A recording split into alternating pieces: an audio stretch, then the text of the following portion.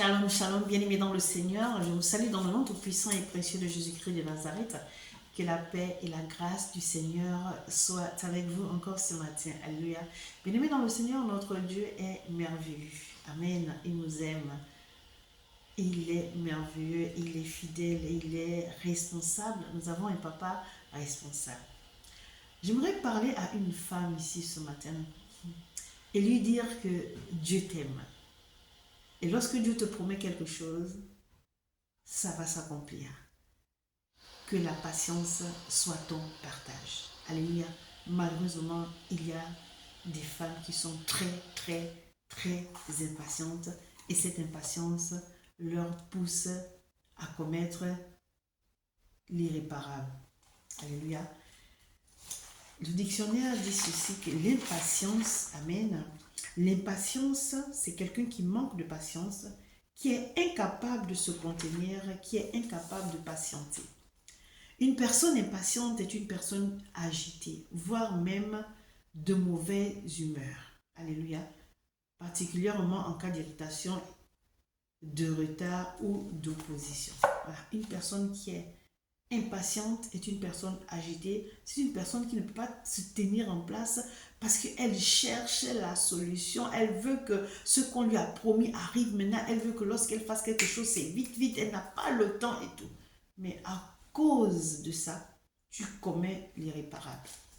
J'aimerais dire à une femme ici que tu es une femme, tu es une épouse, tu es une mère, la patience doit être ton partage.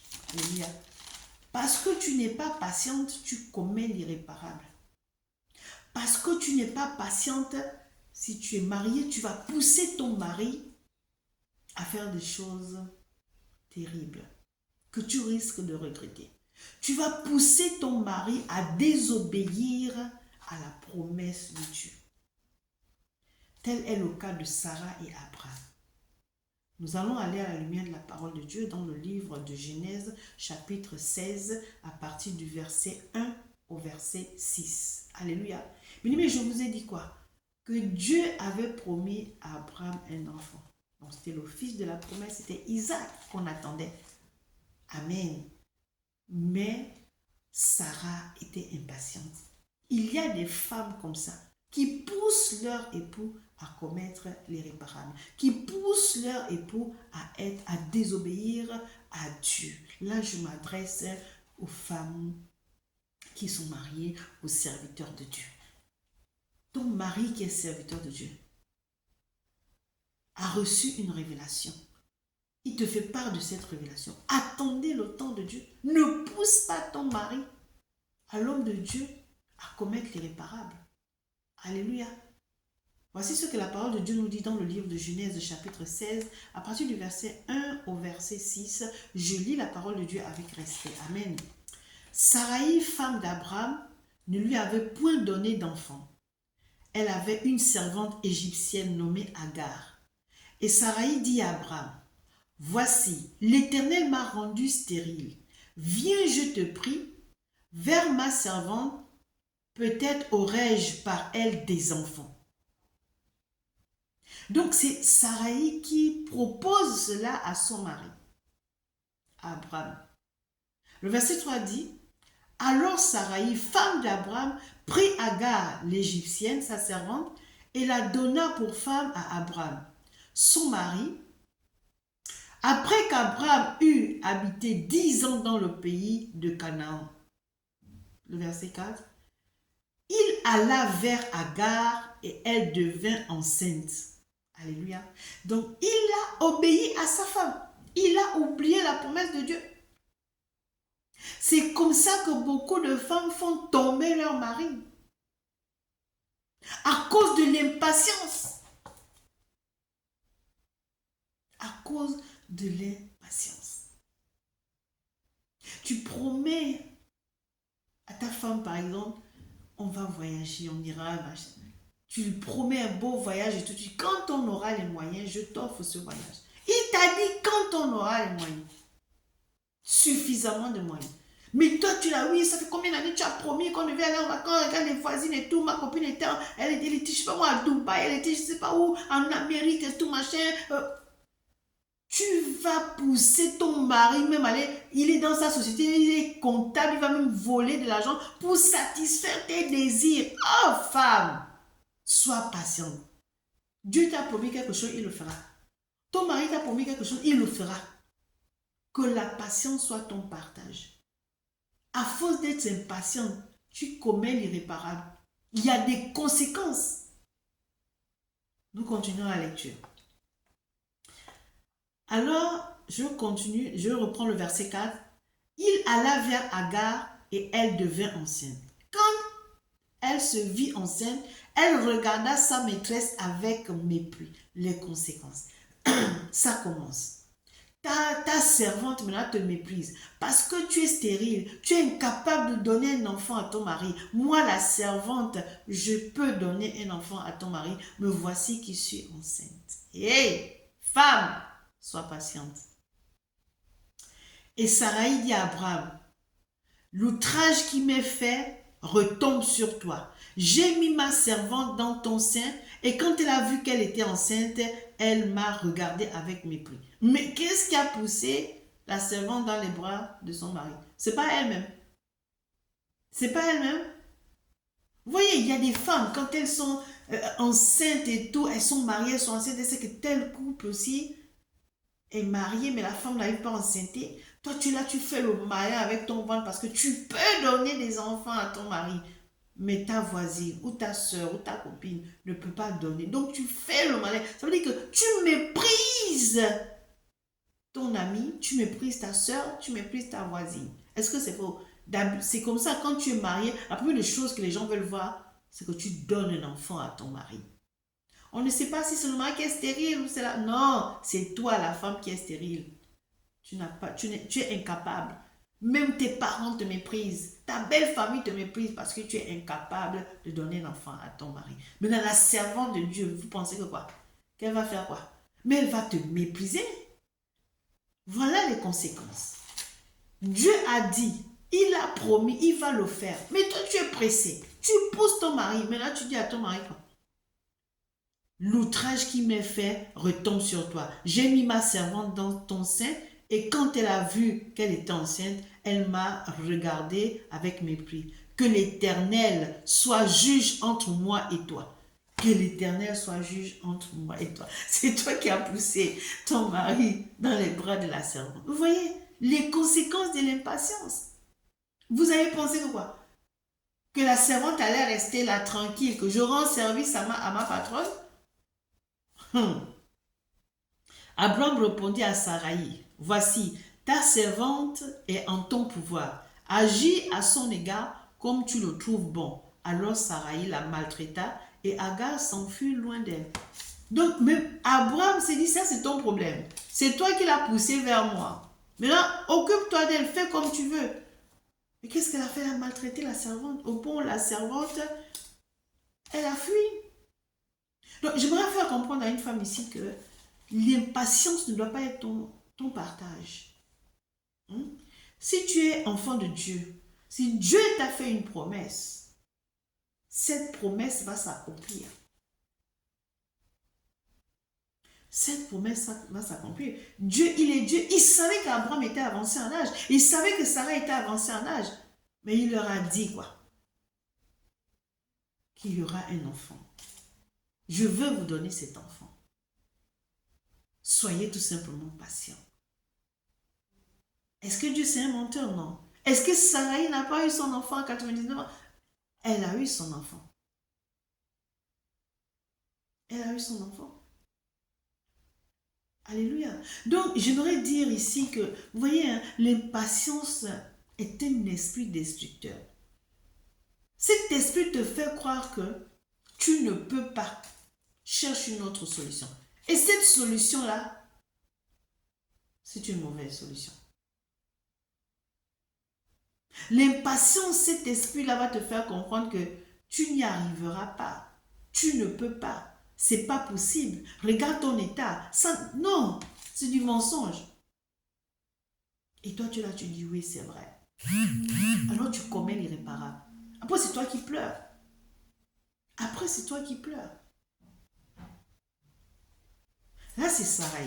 Maintenant, nous allons parler de Rachel. Bien-aimés dans le Seigneur, ces deux femmes, leur stérilité était d'une providence divine.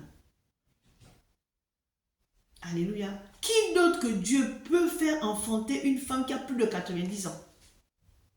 C'était pour manifester sa gloire. Pour montrer aux gens, au monde qu'il est Dieu. Il agit comme il veut. Il fait comme il veut. Il fait grâce à qui il fait grâce. Humainement parlant, 90 ans, tu ne peux plus enfanter. 90 ans, tu ne peux plus engendrer. Mais avec Dieu, rien n'est impossible. Et tout est possible à celui qui croit. Genèse 31 à 5 nous dit ceci. J'ai lu la parole de Dieu avec respect. Lorsque Rachel vit qu'elle ne donnait point d'enfant à Jacob, elle porta envie à sa sœur. Et elle dit à Jacob, donne-moi des enfants ou je meurs. Or, vous voyez, la jalousie peut te faire commettre l'irréparable. Parce que tu es jalouse, alors l'impatience te récupère. Elle a fait des enfants avant moi. Peut-être que ce n'est pas ton temps. Attends. Non. Ta jalousie te pousse à l'impatience et l'impatience te fait commettre l'irréparable. Alors, je reprends la lecture. Lorsque Rachel vit qu'elle ne donnait point d'enfant à Jacob, elle porta envie à sa sœur et elle dit à Jacob, donne-moi des enfants ou je meurs. Regardez-moi ça. La colère de Jacob s'enflamma contre Rachel et il dit, suis-je à la place de Dieu qui t'empêche d'être féconde? Regardez, elle met son mari en colère. Tu ne sais pas si ton mari, ça lui fait mal de voir que toi qui es la femme qui l'aime, l'enfante pas. Non, tu vas lui dire, si tu ne me donnes pas l'enfant, je meurs. Mais meurs. Jacob est Dieu, ton mari est Dieu. Hein? Vous voyez, bien-aimé dans le Seigneur, l'être humain est terrible. L'être humain est terrible. Et j'aimerais dire à une femme ici que il n'y a que Dieu. Mets ta confiance. Il n'y a que Dieu qui peut te donner ce que tu veux. Regardez Anne. Anne était stérile. Et pourtant, elle avait l'amour de son mari. Mais ce qu'elle voulait, il n'y a que Dieu qui pouvait le lui donner. Rachel a l'amour de son mari, mais ce qu'elle veut là, il n'y a que Dieu pour le lui donner. Mais parce qu'elle est impatiente, elle pousse son mari vers sa servante. Elle dit quoi? Donne-moi des enfants ou je meurs. Et parce qu'elle a dit ça, eh bien Jacob s'est mis en colère. Il dit quoi? Suis-je à la place de Dieu qui t'empêche d'être féconde? Elle dit, voilà, elle aussi, elle fait la même chose que Sarah. Elle dit, voici ma servante Bila, va vers elle, qu'elle enfante sur mes genoux et que par elle, j'ai aussi des fils.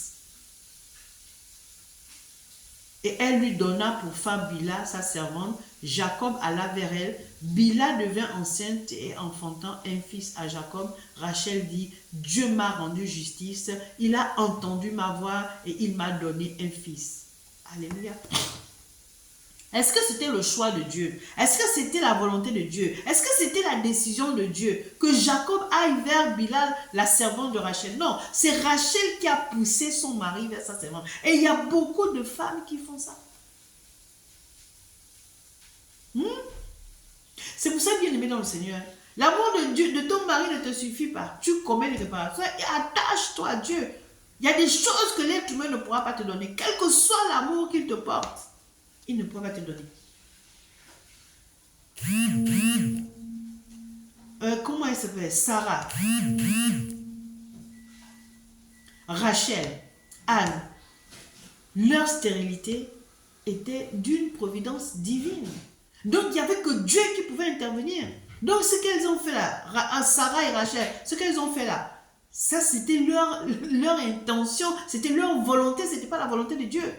Vous voyez un peu les conséquences de l'impatience. Ça te fait commettre l'irréparable.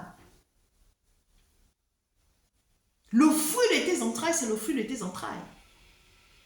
Hein? Même si c'est l'enfant de ton mari, ok, tu prends les enfants de ton mari comme si c'était tes enfants. Mais toujours est-il que tu en voudrais ces enfants-là un jour. Il y a des moments où tu vas leur dire des paroles mauvaises. Sarah ne voulait pas que Ismaël joue avec Isaac. Et pourtant, c'est elle qui a poussé sa servante dans les mains d'Abraham. Oh, femme, vous voyez, soyons patientes. Attendons le temps de Dieu et soyons des femmes obéissantes. Attendons toujours à Dieu. Que les regards des hommes, que les dires des hommes ne vous déstabilisent pas. Ne vous fassent pas commettre l'irréparable. L'impatience, c'est un esprit qui détruit. Alléluia. Est-ce que ces femmes n'ont pas enfanté? Elles ont enfanté. Mais leur problème, c'était quoi? L'impatience. Parce qu'elles n'ont pas été patientes, elles ont voulu faire les choses à leur manière. Mais est-ce que ces enfants qui sont nés de cette, comment dirais-je, de leur faute-là, Dieu les a, est-ce que ces enfants, Dieu les a utilisés puissamment comme il a utilisé par exemple Joseph?